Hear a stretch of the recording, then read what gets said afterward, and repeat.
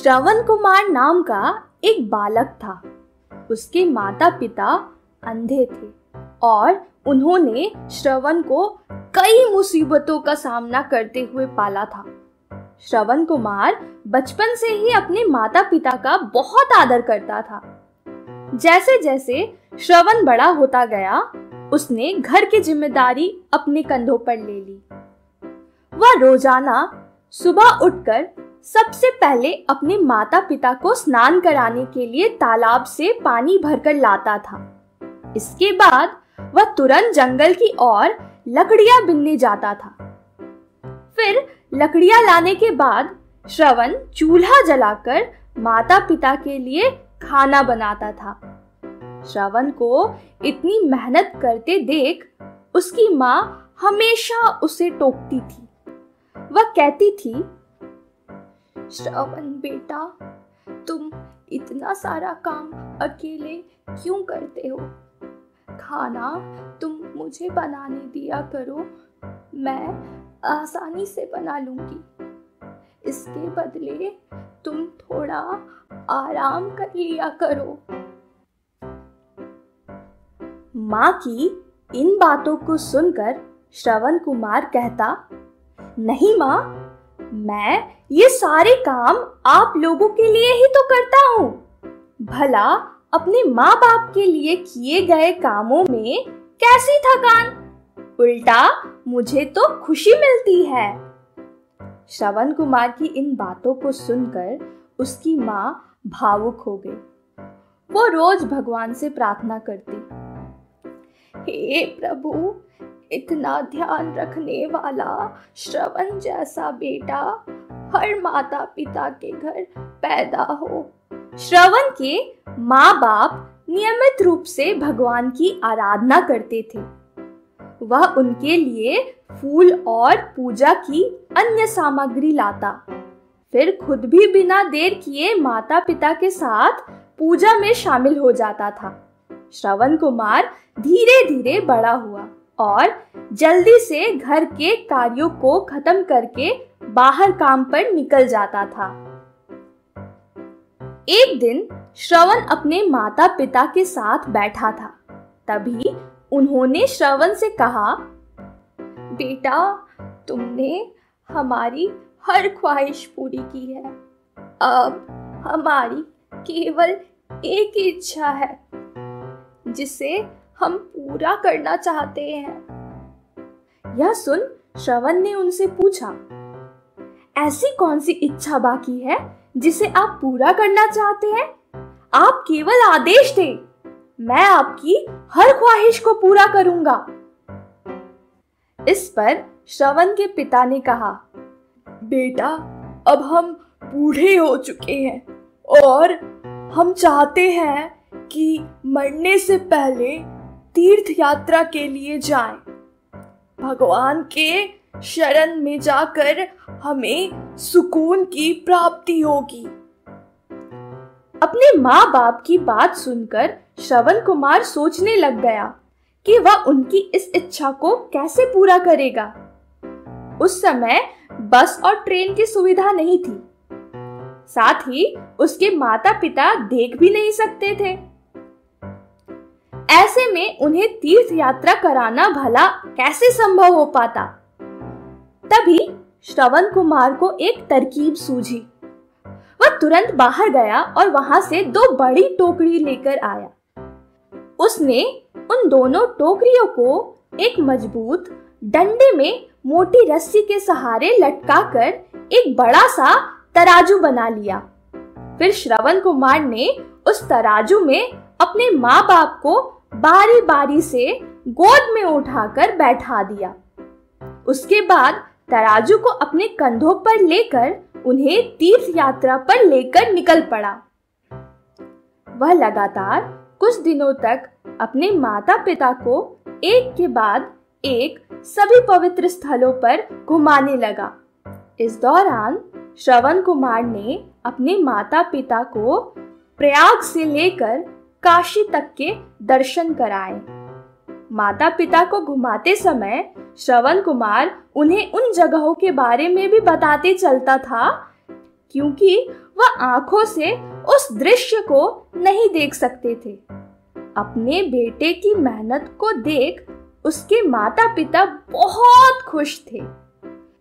उन्होंने एक दिन श्रवण से कहा, बेटा, हम देख नहीं सकते, लेकिन कभी भी हमें इस बात का दुख नहीं हुआ। तुम हमारे लिए हमारी आंखें हो। तुमने हमें जिस तरह सारे पवित्र स्थानों की कथा सुनाकर उनके दर्शन कराए हैं, ऐसा लगता है जैसे कि हमने सच में प्रभु के दर्शन अपनी आंखों से किया हो।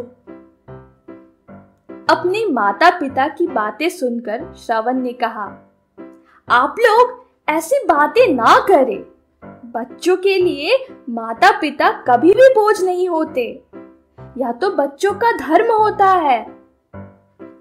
एक दिन श्रवण कुमार आराम करने के लिए अयोध्या के पास अपने माता पिता के साथ रुका। तभी उसकी माँ ने पानी पीने की इच्छा जताई। श्रवण को पास में ही एक नदी दिखाई दी। उसने अपने माता पिता से कहा, आप दोनों यही आराम करें, मैं आप लोगों के लिए अभी पानी लेकर आता हूँ। नदी के पास पहुंचकर श्रवण कुमार कमंडल में पानी भरने लगा। उसी जंगल में अयोध्या के राजा दशरथ भी शिकार के लिए पहुंचे थे। पानी में हलचल की आवाज सुनकर उन्हें लगा कि कोई जानवर पानी पीने आया है। उन्होंने बिना देखे केवल ध्वनि सुनकर ही अपना तीर चला दिया। दुर्भाग्य से वह सीधे श्रवण कुमार को लग गया। तीर लगते ही वह चीख पड़ा। इसके बाद राजा दशरथ जब अपने शिकार को देखने पहुंचे तो वहां श्रवण था। वो तुरंत श्रवण कुमार के नजदीक पहुंचे और कहा, मुझसे बहुत बड़ी भूल हो गई, मुझे माफ कर दीजिए। मुझे बिल्कुल नहीं पता था कि यहाँ कोई मानव होगा। मैं इस गलती का पश्चाताप करने के लिए क्या करूं कि तुम मुझे माफ कर दो। तभी करहाते हुए श्रवण कुमार ने कहा, यहाँ से थोड़ी ही दूर जंगल में मेरे माता पिता बैठे हैं। उन्हें काफी प्यास लगी है।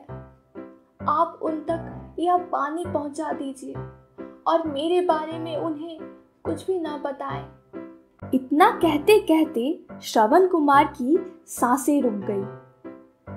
श्रवण कुमार की मौत से राजा दशरथ सुन्न पड़ गए। किसी तरह वो श्रवण कुमार के बताए अनुसार जल लेकर उसके माता पिता के पास पहुंचे। श्रवण के माता पिता अपने बेटे की आहट को बखूबी पहचानते थे। जब राजा दशरथ उनके करीब पहुंचे तो उन्होंने आश्चर्य से पूछा, तुम कौन हो और हमारे श्रवण को क्या हुआ? वह क्यों नहीं आया? राजा दशरथ उनके सवालों का जवाब नहीं दे पाए। उन्होंने चुपचाप पानी उनकी तरफ बढ़ा दिया। तभी श्रवण की मां चिंतित स्वर में जोर से कहा, तुम कौन हो और मेरा बेटा कहाँ है? ये बताते क्यों नहीं हो? श्रवण की मां की चिंता देखकर राजा दशरथ ने कहा, माँ, मुझे माफ कर दीजिए। शिकार करने के लिए मैंने जो तीर चलाया था वो सीधे आपके बेटे श्रवण को जा लगा। उसने मुझे आप लोगों के बारे में बताया, इसीलिए मैं यहाँ पानी लेकर चला आया। इतना कहकर राजा दशरथ चुप हो गए। राजा दशरथ की बात सुनकर श्रवण की मां जोर जोर से रोने लगी। उन दोनों ने अपने बेटे की मौत के गम में राजा दशरथ के लाए हुए पानी को हाथ तक नहीं लगाया। श्रवण के पिता ने तभी राजा दशरथ को पुत्र वियोग का श्राप दे दिया। कुछ ही देर बाद श्रवण के माता पिता ने अपने प्राण त्याग दिए। बताया जाता है कि श्रवण के पिता के श्राप के परिणाम स्वरूप ही राजा दशरथ को अपने पुत्र राम से दूर रहना पड़ा था।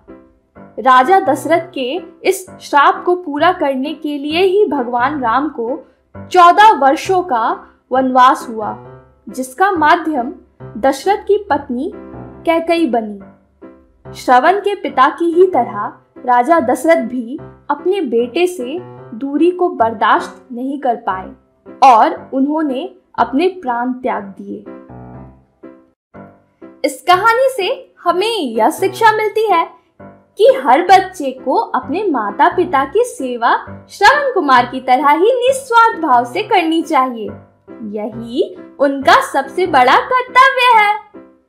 अगर आपको ये कहानी पसंद आई है तो चैनल को सब्सक्राइब करें, वीडियो को लाइक करें और अपने दोस्तों के साथ शेयर करें।